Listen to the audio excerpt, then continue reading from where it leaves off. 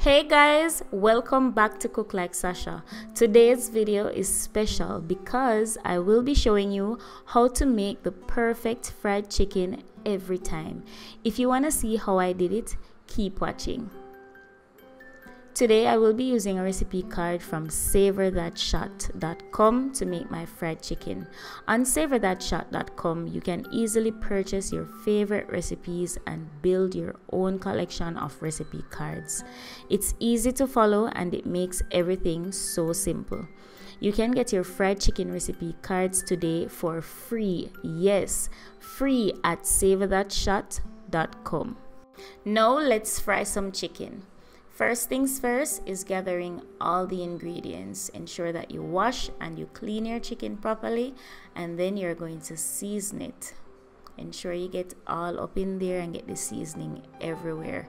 Marination is also important, so you want to ensure that you set it aside for at least an hour to marinate so all the seasonings can penetrate the chicken. Overnight would be like ideal. Let me know in the comment section, do you wash your chicken? Do you marinate your chicken or your meat, or do you just season and cook right away? Let me know in the comment section. Now that that's done, it's time to season the flour. I'm following all the steps according to the recipe card. Each card has a total of 6 steps, and there's also a blog for each recipe with additional tips. The website is linked in the description, so you can check it out and get your free recipe card in just a few minutes. The website is pretty straightforward and it's simple to use, it's easy to download, and then you can get cooking in no time. Now it's time to coat the chicken so we can get it nice and crispy. Do not skip this step. It also protects the chicken from sticking in the pot.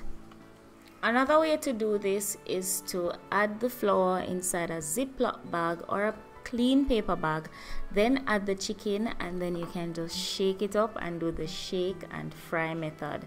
That also works well, but with this method you can see that we're squeezing on the flour to the chicken to ensure that it sticks into the chicken skin, and it's going to give it such a nice flavor and it's going to give it a beautiful texture. Here I am tapping off the excess flour, and this is to ensure that when you put that chicken in the oil, you are not allowing too much flour particles to get away in the oil, because that is actually going to darken the oil and darken the chicken, and it's going to affect the color of your fried chicken. Once the chicken has rested for a while, it's finally time to start the frying process. You are going to place the chicken gently in the oil and lay it away from you. That way you're not going to splash up yourself and burn yourself. Remember guys, this is hot oil, you have to be very careful.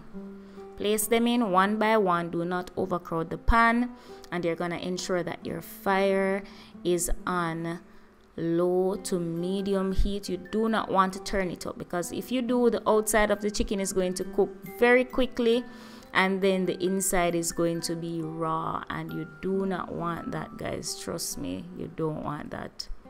One great thing about the recipe cards is that it explains everything. It tells you what to do, so you don't have to worry about messing up, and it has pictures to show you what the food should look like at every step of the way. So I'm just following the recipe cards, going through, and I'm frying my chicken.